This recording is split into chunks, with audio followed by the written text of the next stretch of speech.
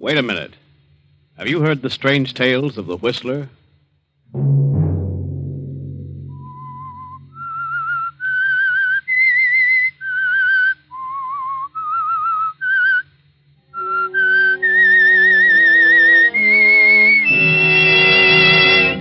I'm the Whistler.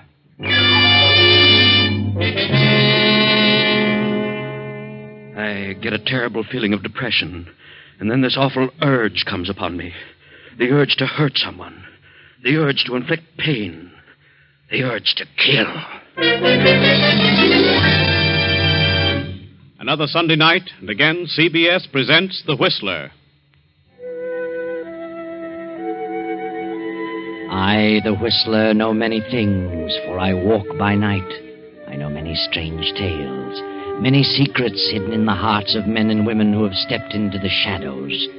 I know the nameless terrors of which they dare not speak. And so I tell you tonight the unusual tale, the urge to kill. Henry Drake sits in his big office, staring out over the smoking stacks of his busy factory. Production is at its peak. The demands of the past year have brought untold problems to his desk and placed heavy loads on his shoulders. Henry Drake and his partner, Philip Putnam, had started this factory 5 years ago and built it into a smooth-running, highly profitable organization. But now the added demands of war have more than trebled the production and the worries as well. Phil had put up most of the money and Henry the brains. It was Henry who always had to make the decisions. But now something is happening to Henry. He is beginning to slip. His memory is playing tricks on him. Good morning, Mr. Drake. Oh. Morning, Ethel. Mr. Putnam wants to know if you studied those contracts last night. Contracts? What contracts? Why, the ones he gave you last night. You said you'd take them home.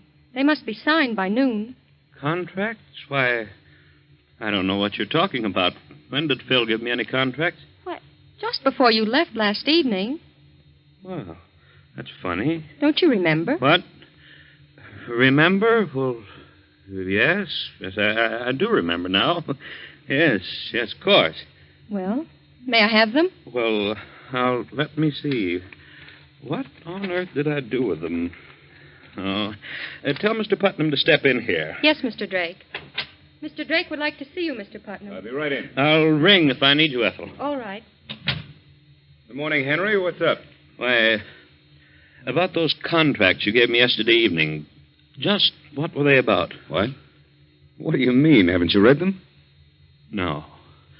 No, I haven't. Good heavens, man. They were supposed to be signed by noon today, and it's 10 o'clock now. Now, where are I they? don't know where they are, Phil. I can't find them. I'm sure I didn't take them home. Oh, you must have. Strange. I can't remember a thing about them. Well, what did you do after you left here? Where'd you go? Why, I went home. That is, I think I did. Think you did? What's the matter with you, Henry? I don't know, Phil. I can't seem to recall a thing I did last evening. Are you kidding? Certainly not. Why should I kid about such a thing? Well, don't get sore about it. It's certainly ridiculous. This is a serious situation. I know, Phil.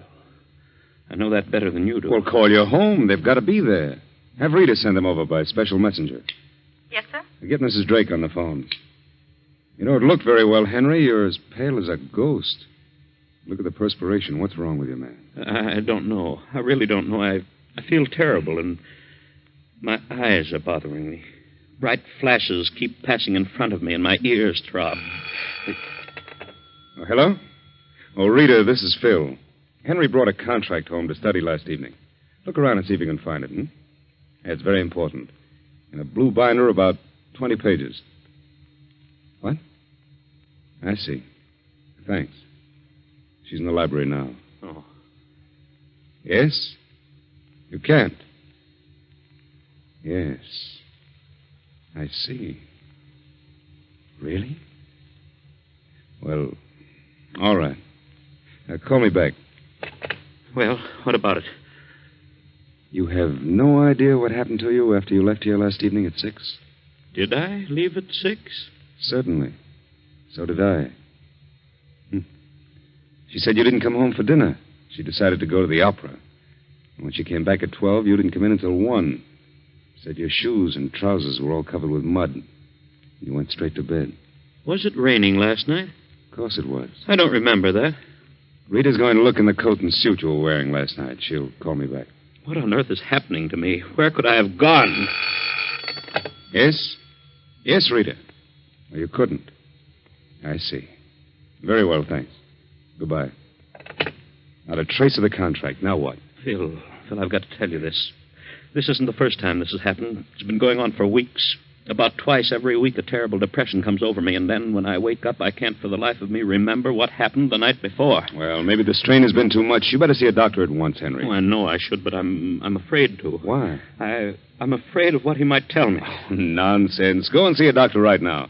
I'll get down to your place and search it from top to bottom. Very well, Phil. I'll go now. I'll be back as soon as I can.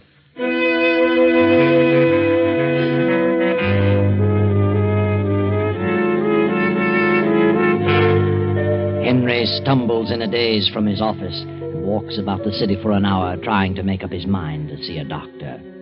He doesn't have the courage to tell his own doctor, so he finally decides to visit a psychiatrist. Then he remembers the name of one of the most famous in the country, Dr. Schultz, the state psychiatrist. I know you're not a general practitioner, Dr. Schultz. As a state psychiatrist, I know you're a busy man, but I've read a few of your books, and I thought you'd be willing to help me. Well, ordinarily I wouldn't, Mr. Drake, but I know who you are and what you've been doing. I'll do what I can. Thank you, Doctor. You say you have lapses of memory? Yes. I wake up in the morning and can't remember what happened the night before. In the morning, I have headaches and see strange flashes before my eyes and hear throbbing noises. How often does this occur? About twice a week, but I remember everything I do during the day. Mm-hmm. Have you ever had a serious ailment? No. Ever had an accident? Anything that might have caused a concussion? Well, not that I remember. I may have had as a child. Have you been working under an exceptional mental strain? Yes, I have. The pressure's been more than doubled. For the last year, the problems have been so heavy that I've been unable to sleep. I've studied them until dawn, until finally I was unable to remember them. You don't go to sleep easily. No, not till very late. From all appearances, I wander about until 1 o'clock in the morning. Where, I don't know. You're married? Yes. What does your wife think of your strange behavior? Well, naturally, she doesn't like it. She says I walk in and go to bed without saying a word. So now she doesn't even ask where I've been. Are you and your wife incompatible? Well, somewhat. Have you ever been interested in another woman? I have not. Any children? No. Have you ever been caught in a predicament where you were forced to do something dishonest in order to escape a severe penalty? Well, what do you mean? Well, I'll put it another way. Do you fear anything or anybody? No. Do you hate anything or anybody? Yes. Lately, I dislike my work, my business, intensely. Why? I don't know why. Maybe I've had too much of it. Who is closest to you in your work? Well, I have a partner, and we have a secretary. And who are they? My partner is Philip Putnam. My secretary is Ethel Watson. Oh, you both have the same secretary? Yes. That way we keep things more orderly. Could you get along without her? Oh, I never thought of it. She's very capable, but I suppose I could get along without her.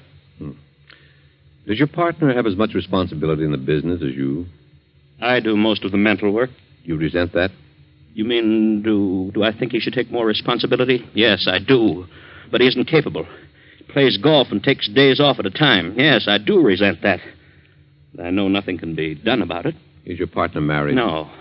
For a while, I thought he and our secretary were growing fond of each other, but in the last few months, it seems to have cooled. Are your financial affairs in order? Exceptionally so, never better. Are you worried about the outcome of the war? No more than anyone else. I realize it'll keep every nose to the grindstone. Did you drink? Oh, I'm temperate. Probably a little more of late. Never took narcotics? No. I've tried sleeping tablets, but they did me no good. I see. Have you anything further to add to this discussion? No. Then I must ask you to leave and not come back. What? Why, what do you mean, Doctor? Just that. Leave and don't come back until you decide to tell me the truth. But I've been telling you everything I know. No, you haven't. There's something you've been withholding. Good day. Wait a minute. What are you trying to say? I'm not trying to say anything. I've told you that you're holding something back, some fear that you don't want known. But if you want me to help you, you'll have to divulge everything. All right. I thought maybe you could help me without my telling, but... All right. I'll tell you what it is. That's better. It happens on these mornings when I fail to remember what has occurred the night before.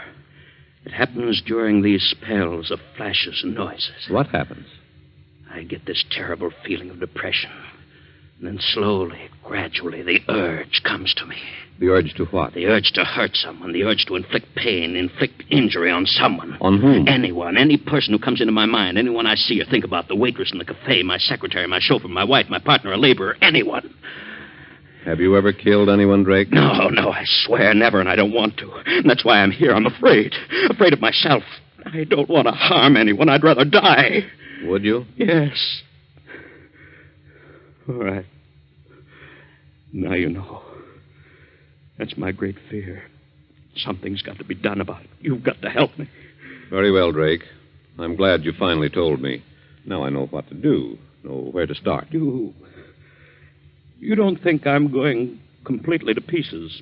Mentally, I mean. No, I don't think so. You think it's just temporary? Let's not talk about it anymore. But what can I do? I want you to stay away from the business for a week. Don't go near it. Don't think about it. I want you to stay in bed as much as possible. Read something in a light vein. Putter about if you like. In the garden, say. Anything but business. At the end of the week, I want to see you again. But above all, rest. Rest your mind and your body. Yes, I understand. And you think that will bring me out of these spells? I think everything will turn out for the best. Oh, thank you, Dr. Schultz. I appreciate all this, and I'll see you in a week. Goodbye, Mr. Drake. Hey, Miss Burton. Yes, Dr. Schultz. Did you take down that interview, Miss Burton? Yes, Doctor. I made a recording of it. Thank you.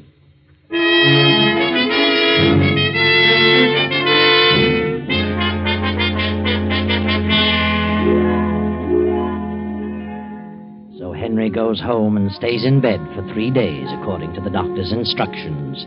Then, toward midnight of the third evening, his wife Rita comes home and is startled to find him gone. Jackson?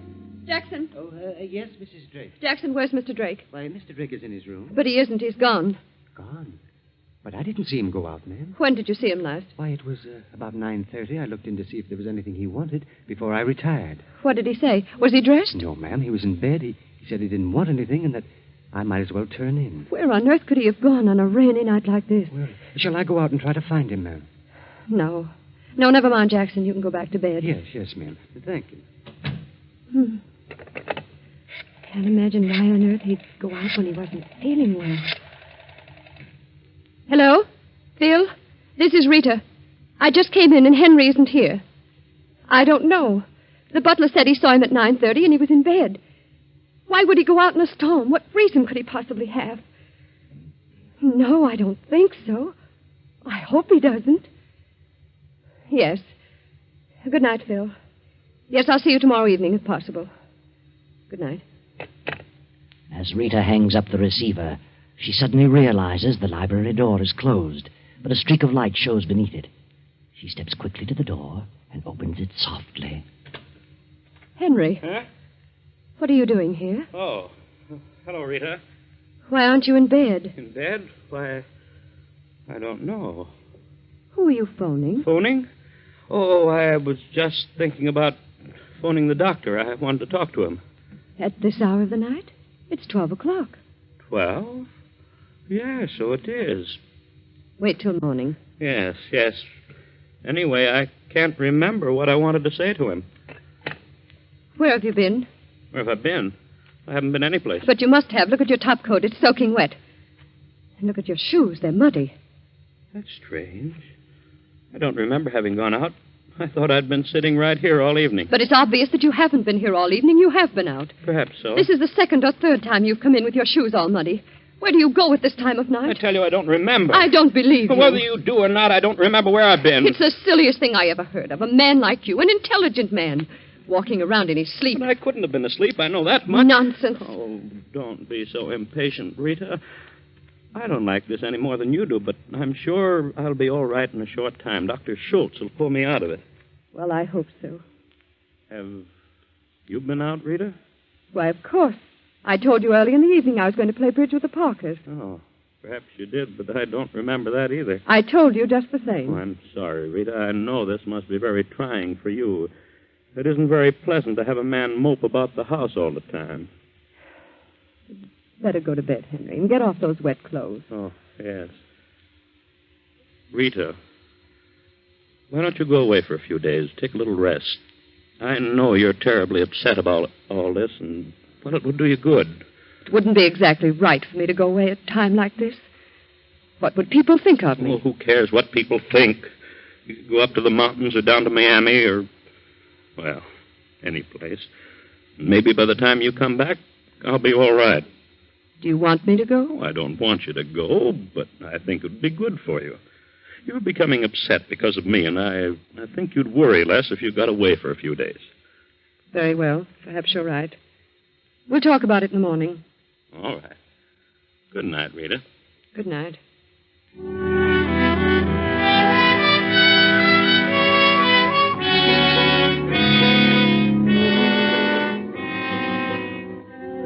Henry sits for a while staring at the telephone, then gets up slowly and shuffles up the steps to his room. He pauses for a few moments before Rita's door, then goes on to his own room and goes to bed. The storm continues in its fury, and from his kennel in the backyard, Duke, Rita's Airedale, begins to howl.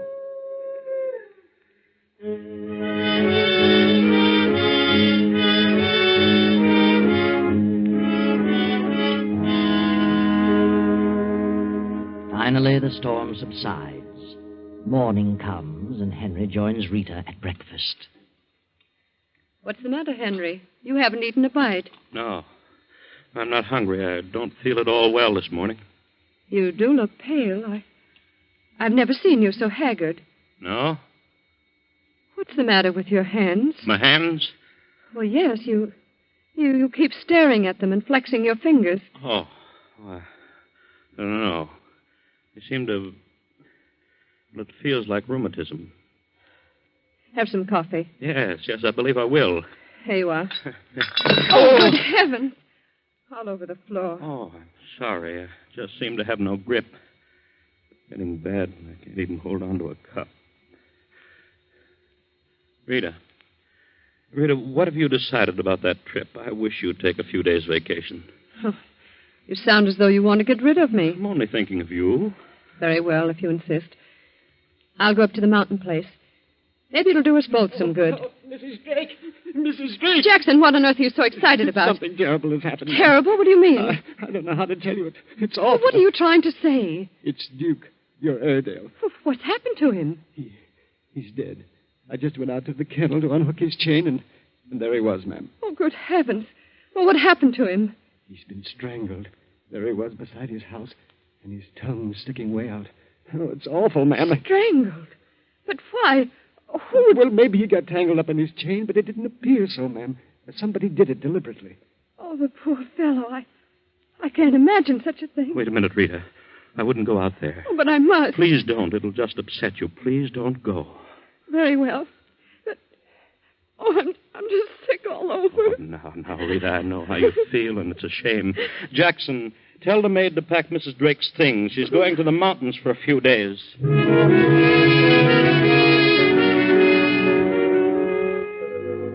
Henry Drake sits staring at his hands for a few moments, opening and closing them, opening and closing them. Then suddenly he leaves the house and rushes to Dr. Schultz's office. What is wrong with you, Drake? You were to come here today after tomorrow. I had to see you, Doctor. Something terrible has happened. Now. Just calm down. Take it easy. Sit down, Drake. It happened in the night. What happened? Duke, my wife's dog, he was killed last night. Killed? Well, how did that happen? He was strangled, choked to death. Well, who did it? I must have done it. You? Oh, come now. What makes you think that? I can't remember a thing about it. I can remember nothing of last night, but I must have done it because of my hands. What's wrong with your hands? They hurt. The muscles are terribly sore, as though I'd been doing something strenuous. I see. And look at this mark on my thumb. It's a long cut, as though something sharp had dragged across it. You mean like a tooth? Yes. Why not? The dog's tooth. Certainly does. You really think you killed the dog? What do you think, Doctor? Well, I suppose it's possible. But there's no proof. Could be coincidental. I don't think so. I must have done it. He never disturbed the neighbors that I know of. Did you like the dog? Why, of course. I was very fond of him.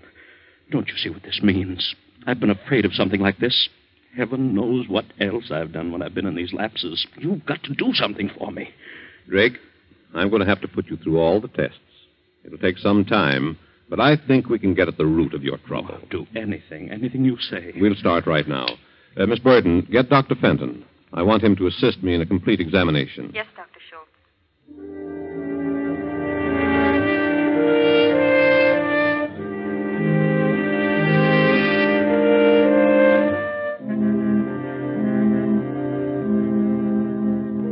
Now, Drake, just relax and continue staring into this little beam of light. We want you to answer these questions as quickly as possible. Yes. You're crossing a street. An automobile suddenly bears down upon you, you see? Yes. In an effort to save yourself, you jump out of the way. Yes. You jump forward or backward? Why, backward? Why? I can jump backward quicker than I can forward. Repeat after me as rapidly as possible. 1, 2, 3, 5, 6, 8, 9. 1, 2, 3, 4, 5, 6, 8, 9. You have no children, No. but you are married. Yes. Suppose you had a child.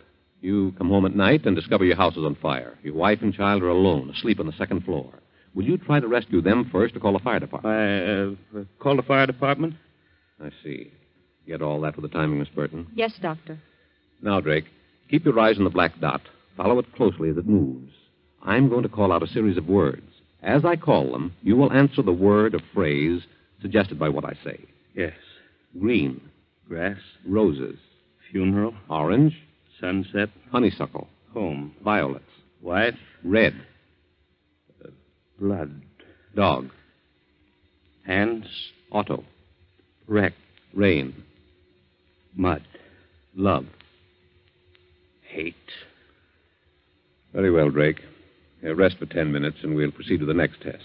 How do your hands feel? Huh? Oh, why, about the same. All right.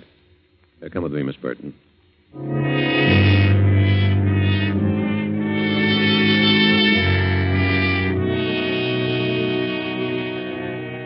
So on through the day, at various intervals, the psychiatrist continues his examination.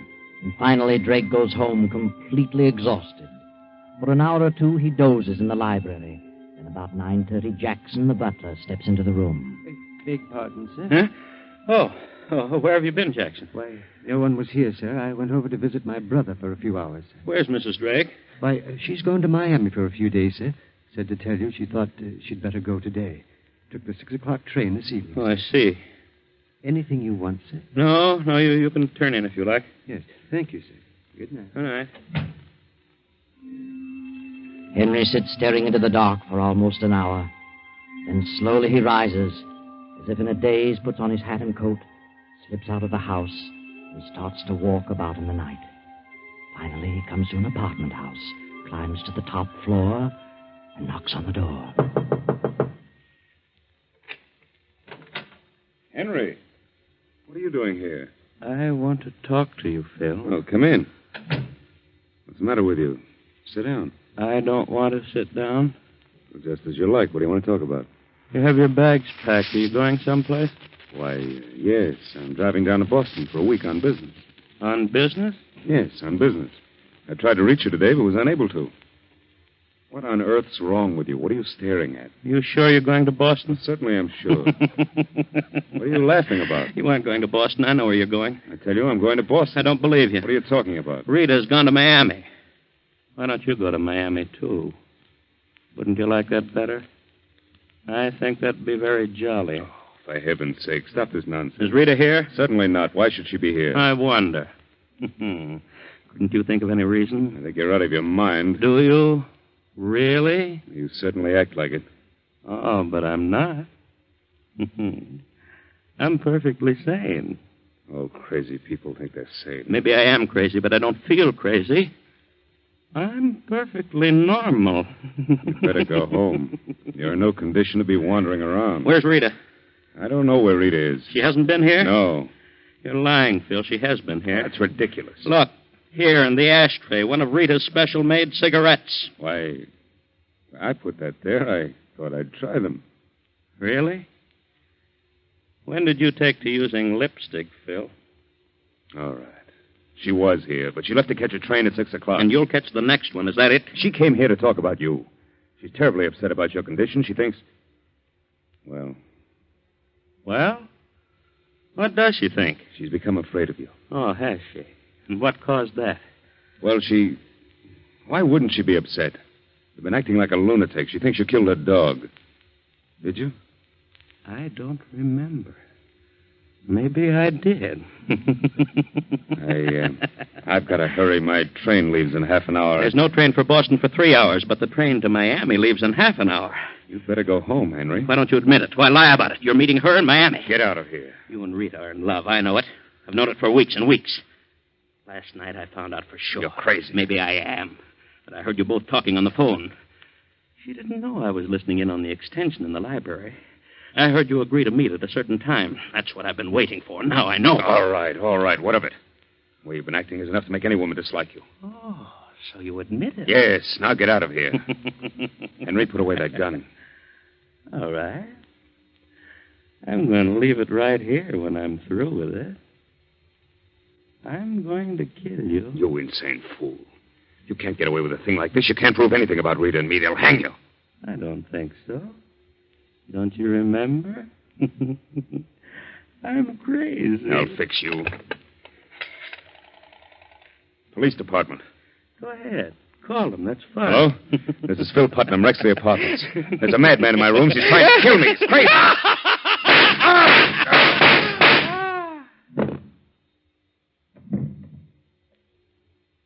What a shame, Phil. You've missed the train.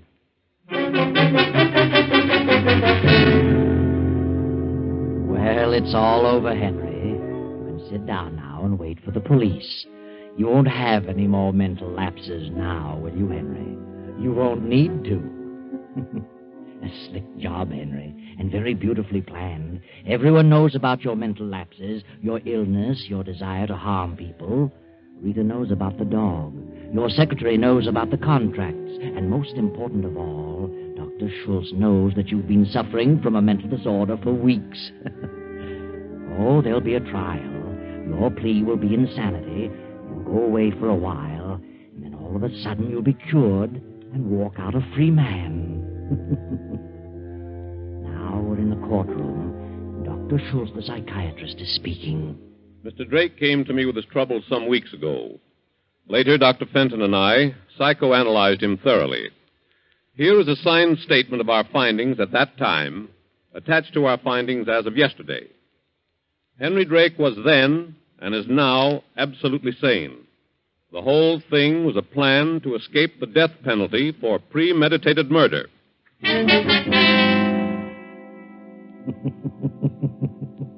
Well, there you go, Henry. The whole thing blew up in your face. A beautiful plan gone haywire. You should have spent less time thinking about your revenge, Henry, and more time studying psychology. Too bad.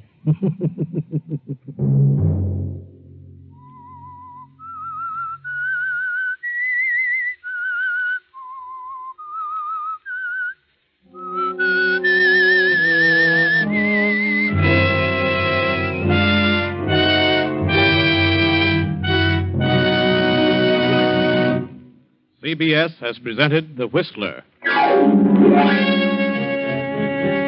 Original music for this production is composed and conducted by Wilbur Hatch. The Whistler is written and directed by J. Donald Wilson and originates from Columbia Square in Hollywood.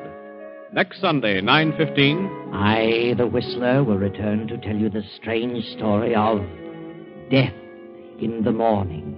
Good night. This is the Columbia Broadcasting System.